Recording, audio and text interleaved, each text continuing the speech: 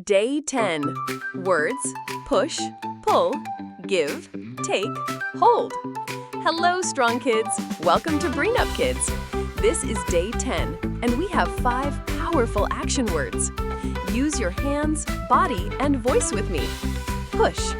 Push forward with both hands. Push. Pull. Pull something back. Pull. Give.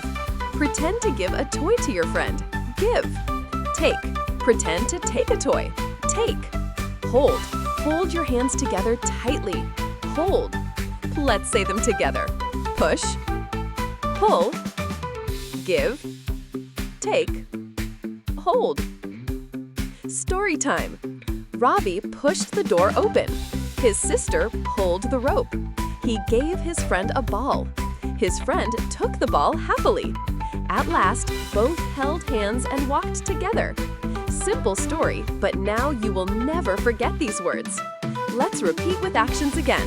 Push, pull, give, take, hold. Great job, strong kids! You learned 5 more action words. Practice with your friends and use these words while playing. Don't forget to like, share, and subscribe to Brain Up Kids.